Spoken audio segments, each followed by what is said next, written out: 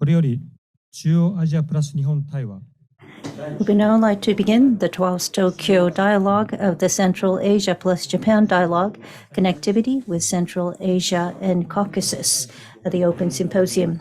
外務省欧州局 My name 中央アジアコーカサス is Ichiba, Director of the Central Asia and Caucasus Office, European Affairs Bureau, Ministry of Foreign Affairs of Japan, and I will be the moderator of today's session. Today, following the opening session, we will have two discussion sessions. One is institutional collaboration in human resource development for broader regional cooperation, and panel discussion two, digitalization and trade and customs. 本日はどうぞよろしくお願いい Customs. た There will し be ます breaks between each session. Thank you very much for your cooperation 本 today. シンポジウム主催の外 First 務 of 省を代表いたしまして On behalf of the 吉川 organizer, 優外務大臣政務官よりご挨拶を申し上げます Ministry of Foreign Affairs, I would like to welcome Parliamentary Vice Ministry for Foreign Affairs, Yumi Yoshikawa.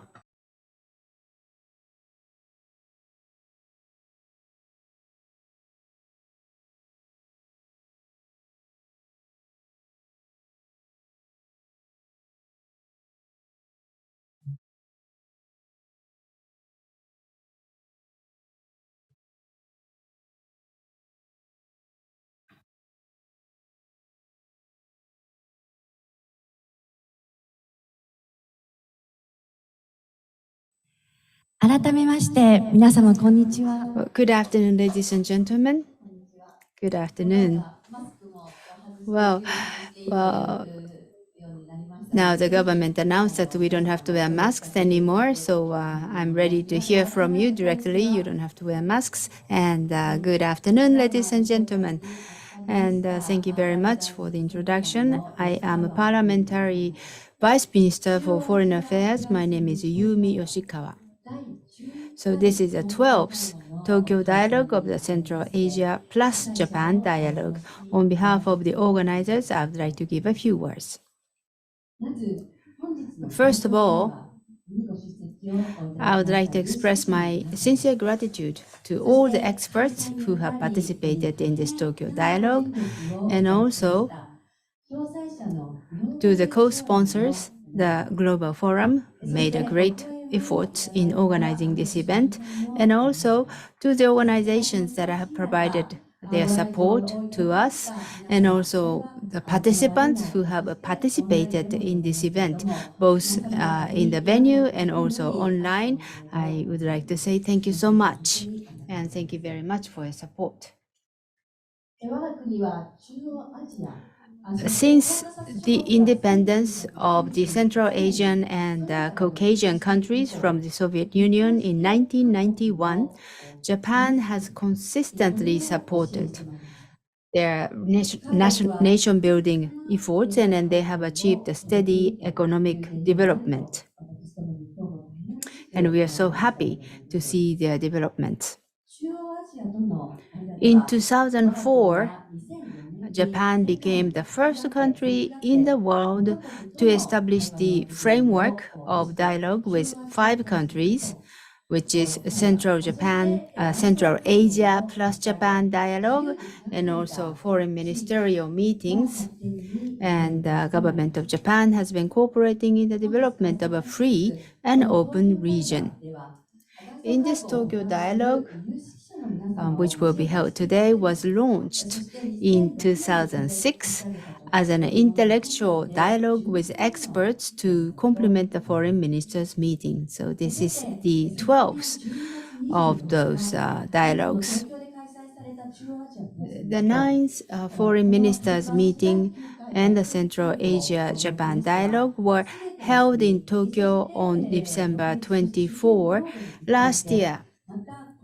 The ministers agreed on the importance of upholding the fundamental principles of the UN Charter and other international laws such as independence, sovereignty, territorial integrity, and peaceful settlement of international disputes of all countries. And at the same time, they also agreed to explore new models of development for the Central Asian countries to achieve sustainable development. As support to such efforts made by the Central Asian countries, the government of Japan proposed a new partnership focusing on investment in people and quality of growth. The invasion of Ukraine by Russia has also led to a growing movement to avoid using the route via Russia as a logistics route connecting Central Asia with Japan and Europe. Against this backdrop, Central Asia, as landlocked region, connectivity towards the sea is a key factor in the development of a free, open, and sustainable development. So this is why we are pleased to present today's discussion theme as the connectivity of Central Asia and the Caucasus. As Central Asia as a center of Eurasian continent, there are various routes of exit to the sea, among which the Caspian Sea route is one that does not pass through Russia and leads through the Black Sea and Turkey to the Indo-Pacific as well. Last October, the Ministry of Foreign Affairs, together with the Ministry of Economy, Trade and Industry, JICA, and Japanese companies, sent a survey mission to Kazakhstan and Azerbaijan to study the further utilization of the Caspian Sea route. In order to further deepen these studies at this year's Tokyo Dialogue, in addition to logistics experts from Central Asian countries, working level officials from Azerbaijan and also Georgia have been invited to the Tokyo Dialogue to further deepen these discussions. And we are so pleased to have a keynote speech by Professor Tomohiko Uema of Hokkaido University, a leading expert on this region. And also we have invited a speaker from World Customs Organization, which is engaged in global cooperation in the field of customs.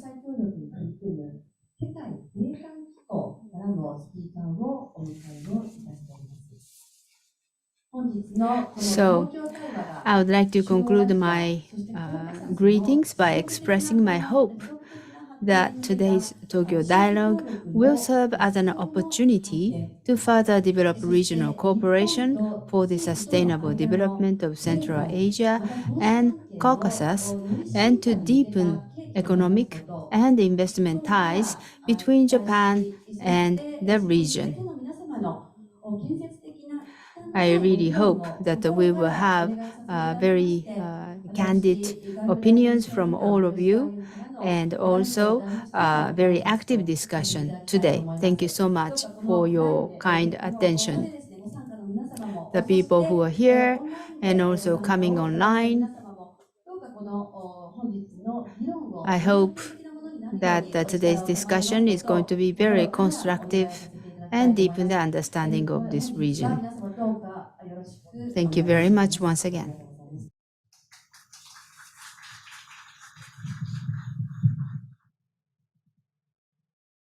ありがとうございました。続きまして、 Thank you very much. Next, we will have an opening remarks from one of the co-sponsor Global Forum from Ms. Mayu Watanabe, President of the Global Forum of Japan.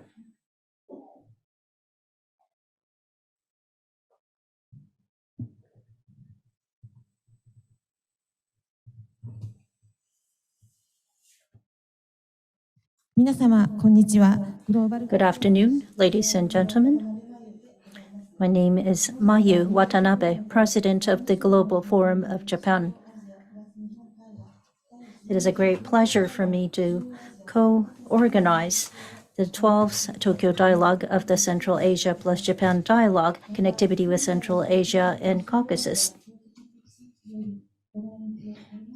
I would like to express our deepest gratitude to all those who have come to Japan from Central Asia and the Caucasus region to participate in this dialogue. I would also like to extend my appreciation to the Parliamentary Vice Minister, Ms.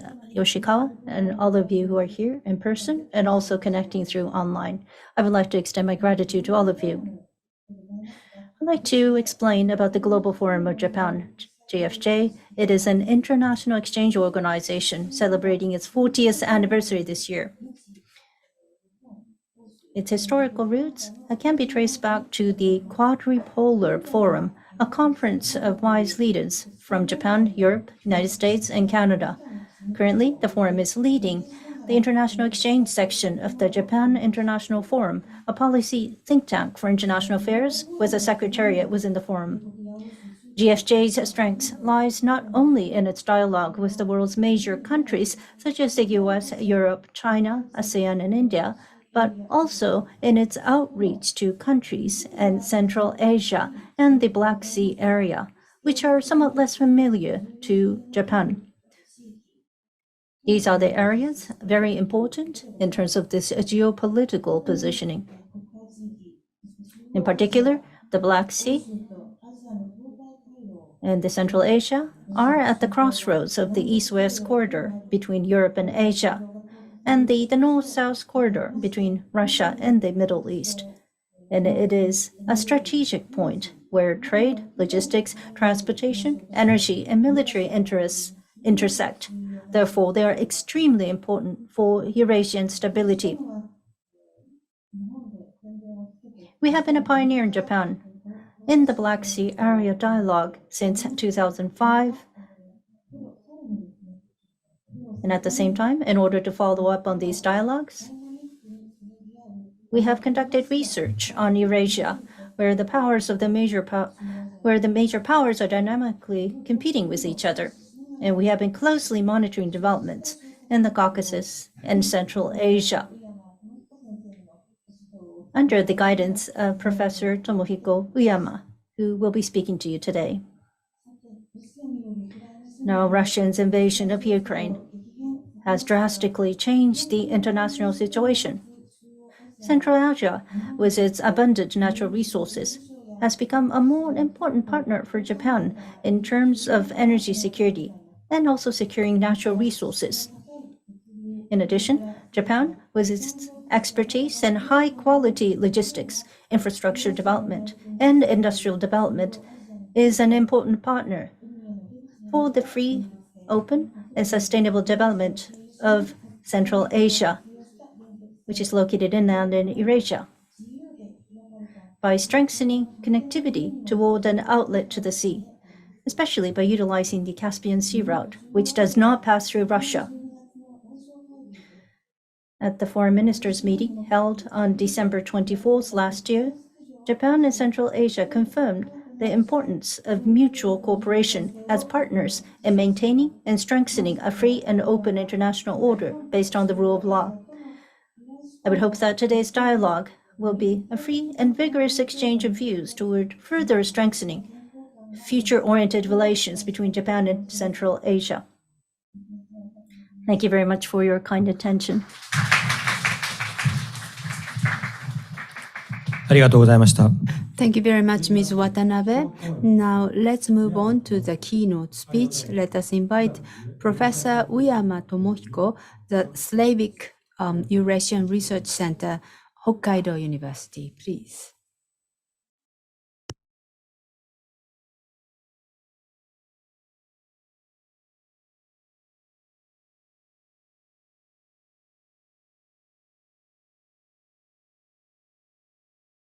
Thank you for your introduction. I am Uyama. I am from Slavic Eurasian Research Center of Hokkaido University. I am the expert of the Central Asia history, and I have been involved in this dialogue of the Tokyo Dialogue of Central Asia plus Japan dialogue. So today I would like to highlight the Caspian Sea and really would like to discuss about the issues surrounding this.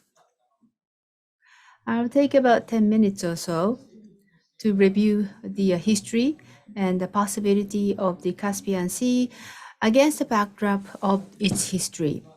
When it comes to Caspian Sea, this is a little bit into the western side of the Central Asia, and the northern side of the Caspian Sea, there is a Silk Road steppe route, and also the southern part, we see oasis route.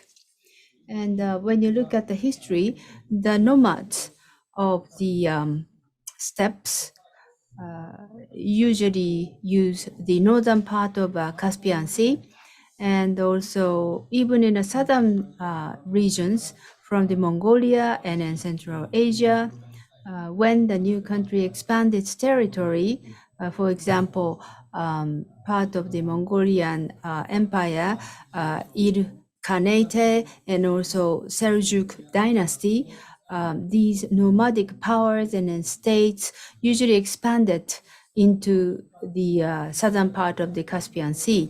Therefore, that it is the Turkic people were distributed not only in the Central Asia but also in the Caucasus.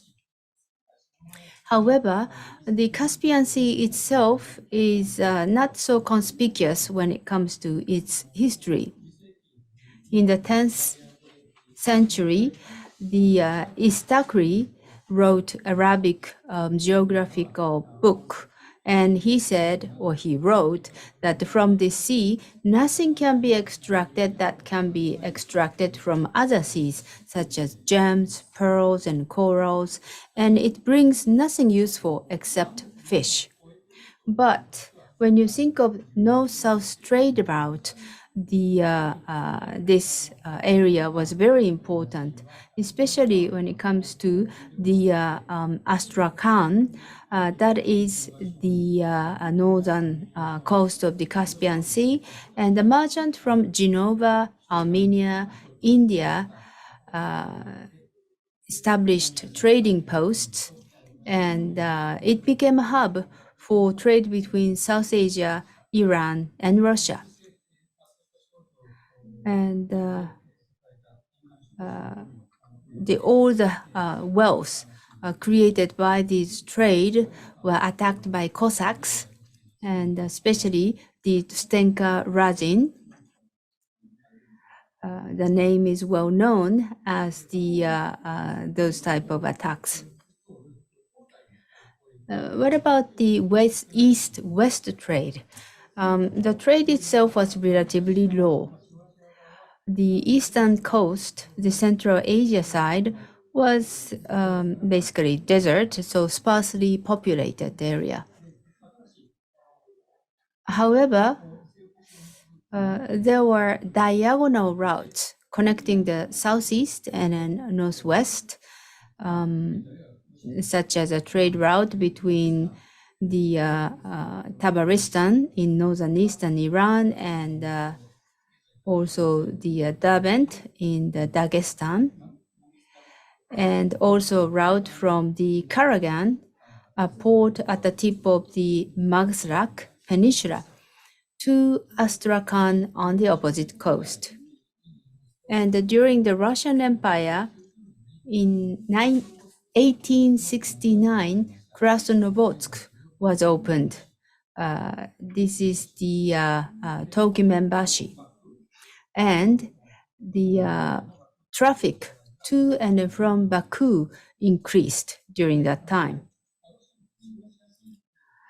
The Russian conquest of Turkmenistan was carried out by transporting troops across the Caspian Sea from the Caucasus, and there were 3 times of this type of attack, and especially the Caspian governor was, the Zakaspi Oblast, which roughly corresponded to the Turkmenistan, remained under the jurisdiction of the Caucasian governor until 1890, so that there were strong relations between the 2 coasts of the Caspian Sea. So it was not that conspicuous, yet we have the Caspian Sea has been the hub of the trading routes of adjacent regions. And now it is drawing attention as the resources, especially for oil and gas. And even during the Russian Empire, the Baku's oil has been known to the people. But during the Soviet era,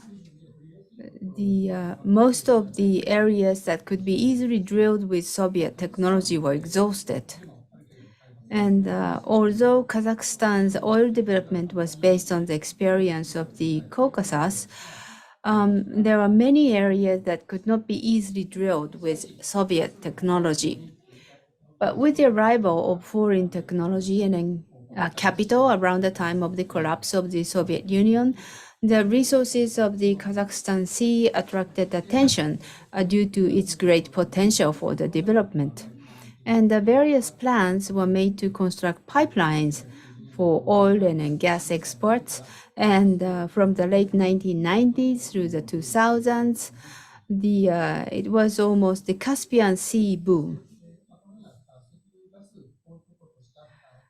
And the development of the eastern shore of the Caspian Sea, namely Western Kazakhstan and then Western Turkmenistan, using oil and gas as leverage, solved the problem of the lack of population and also economic resources in the eastern shore. Last year, September, I visited Aktau of the Kazakhstan, which was at the shore of the Caspian Sea. And I found the town powerfully developing. So facing the Caspian Sea, there are lots of beautiful parks with rocks, and I hope that you will visit there. And also, with the Chinese One Belt, One Road initiative, new routes across Eurasia gain momentum. And also, the Turkey is now really involved in the development of this region. And also, Japan is also very much involved in the development of this region. And currently, for the Central Asian countries to reduce their over-reliance on Russia as a trade route has also raised expectation for increased connectivity through the Caspian Sea. So lastly, I would like to a little bit touch upon the unfortunate current situation. The Russia's war of aggression against Ukraine has really heightened the military significance of Caspian Sea.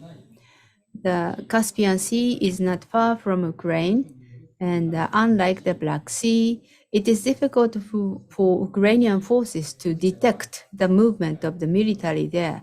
The Russia has taken advantage of these conditions to launch missile attacks on Caspian Sea and other parts of Ukraine from the airspace above, and unfortunately, there are lots of damages done. And I must say that the Caspian Sea became a sea of war. So far, the Ukraine has not really attacked the Russian side, and also they do not have enough weapon and ammunition, but they have the right to do so. In other words, that the Caspian Sea could be the real field of battle in the future. And also, the Russia import arms and ammunition from Iran via the Caspian Sea route.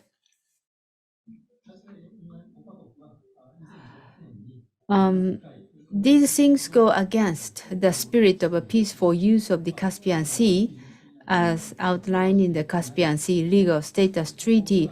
Iran has not approved it yet, so it is not yet in force. But this has highlighted the useful use of a Caspian Sea. Therefore, that's what Russia is doing is really against the spirit of this treaty. So for the time being, cooperation between Japan, the West, and the Caspian Sea littoral states cannot really include Russia. However, Russia and Iran are important neighbors for Kazakhstan, Turkmenistan, and Azerbaijan. And Iran, in particular, is a shortcut to the open sea for Central Asia. So, considering the history of the Caspian Sea, that it is very difficult for the Central Asia to use this land route of Iran to the sea. And we have to solve that in the future. And the Caspian Sea has been working as a hub for the northern and south trade. And it is much more possible to have Russia and Iran included in this discussion so that we can have a great cooperation. I hope that both countries will be reborn as a peaceful nation so that this Caspian Sea is going to be serving as a hub for the relation among the different countries. Thank you very much. ありがとうございました。続きまして、黒須俊彦 Thank you 経 very 済産 much. 業省 Now we would like to call upon Mr. Kurosu Toshihiko, Director of Russia, Central Asia and Caucasus Office from the Ministry of Economy, Trade and Industry.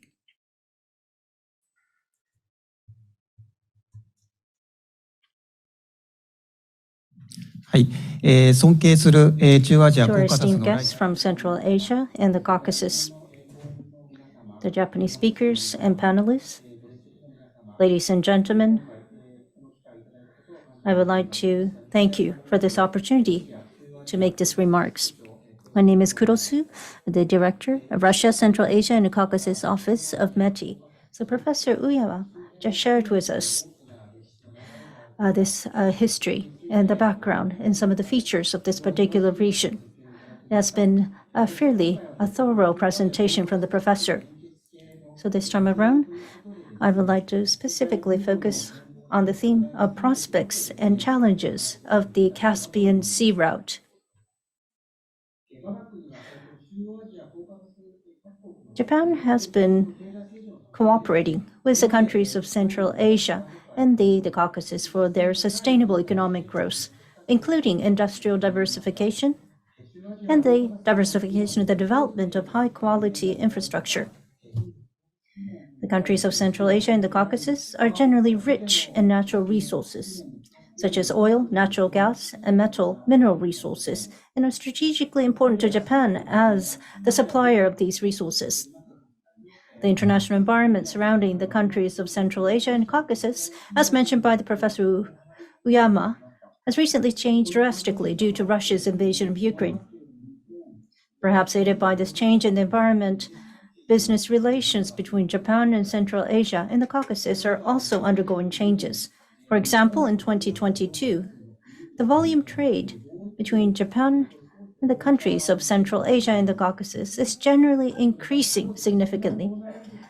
It can be inferred that along with the easing of the restrictions on travel due to the new coronavirus, of course, prior to that, there has been a fairly strict restriction.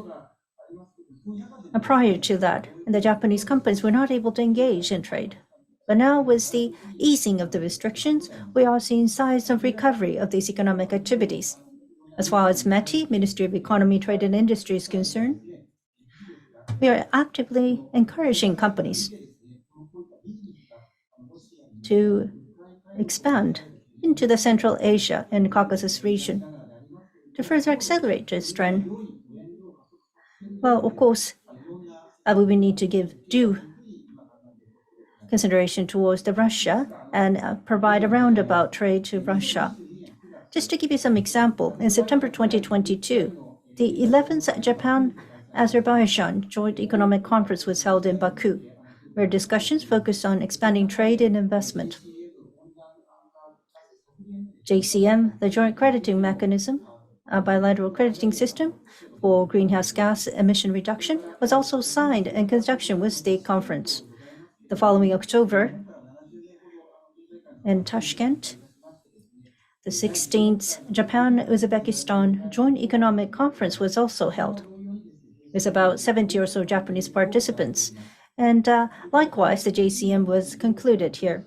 In November, in Tbilisi, in Georgia, the Japan Business Forum was held with more than 15 Japanese companies participating. Now, for this fiscal term, in February, that is just last month, there has been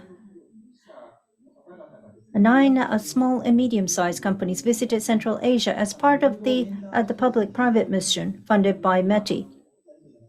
And many interviews were conducted, leading to various economic activities. Likewise, in the same months in February,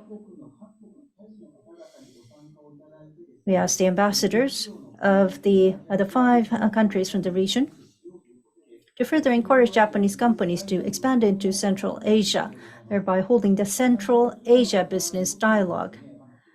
For the participating companies, there are those we have been able to raise the interest amongst the other Japanese companies who are looking into starting business there. So it's shown here, as far as METI is concerned, we will continue to support further expansion of Japanese companies into the countries of Central Asia and the Caucasus.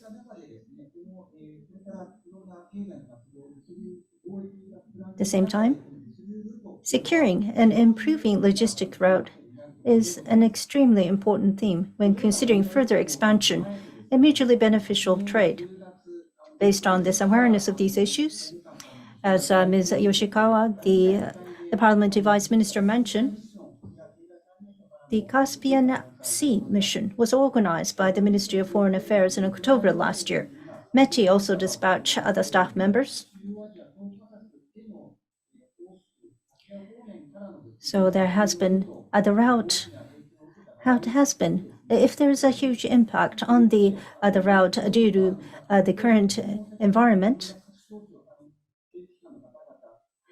we have visited various entities involved in the logistics and engaged in those in the logistics and conducted various dialogue.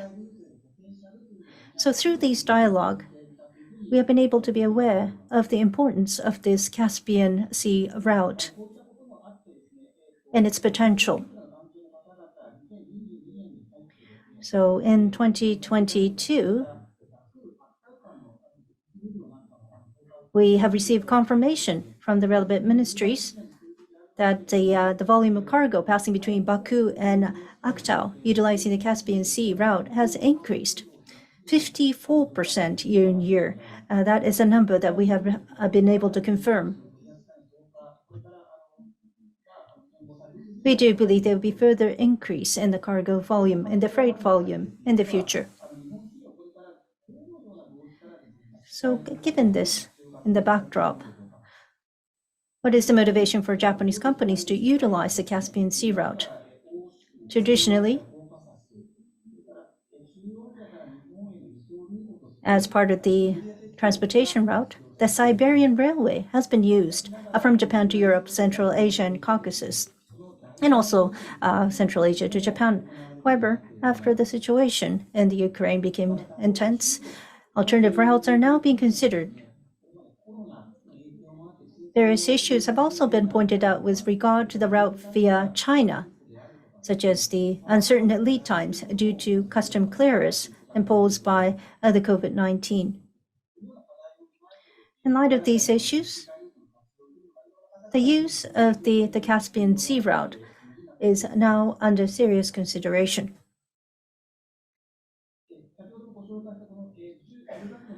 As mentioned, the Japanese companies that participated in the October mission, I'd like to share with you some of the feedback. First of all, some are already using the Caspian Sea route to transport automobiles and other goods to Central Asia as an alternative to the conventional route. Also, some are considering using as a transportation route to Central Asia in the future. Third point, based on and hearing these feedback, some have been able to try to start the trial, given the potential of this route. So some are looking into, on a trial basis, transporting natural resources from Central Asia to Japan via the Caspian Sea route. Given these factors, the Caspian Sea route can be seen as a potential route that could become a major route in the future, rather than being an alternative or a contingency route for existing logistic routes. In other words, the strategic importance of the Caspian Sea route has been increased. So we'd like to share with you what are some of the challenges must we address in order for the Caspian Sea route to further reach its potential. Just to converge on some of the points raised by the companies that participate. So one is related to cost, and second is related to lead time. So Caspian route, there is a more frequent transshipment is involved from rail to ship, multiple customs clearance due to many border crossings. That is the first issue. Also related to the infrastructure, it is still in the midst of development. Also another point, this is quite an externality issue, but this is related to the climate and the weather conditions. There's uncertainty as to how these vessels may navigate. So indeed, the lead time and some of the productivity related to that, there definitely lies an issue. In addition, in terms of logistics quality, depending on what sort of cargo we may transport, as part of the feedback from the Japanese companies, they would like to see improvement in the quality of transportation in some areas. Of course, I would not like to be pessimistic here. And I do believe, and I am aware that those of you who have gathered here today are actively involved in this with the assistance from the governments of Central Asia and the Caucasus.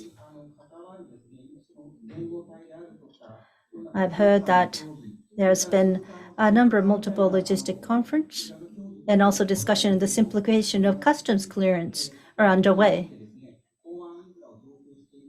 Also, there has been issues to strengthen the port infrastructure and increasing the number of rail cars, ferries, and tankers in their respective countries. These are the feedback from those who have participated in the mission. In closing, I believe that this symposium is an excellent opportunity since all the stakeholders and the entities involved have gathered here today. Perhaps they can contribute to the development to the Caspian Sea route, such as digitalization. So I do believe this is an excellent opportunity to pursue this further. So from Japan's perspective, I would like to conclude and express my strong hope for the further development of the Caspian Sea route, as we expect to see increasing the demand. Thank you very much for listening. ありがとうございました。 Thank you very much, Director Kuros. Then we will take little less than 10 minutes break, and we will resume at 2:50. And we will be preparing the setup for the panel discussion.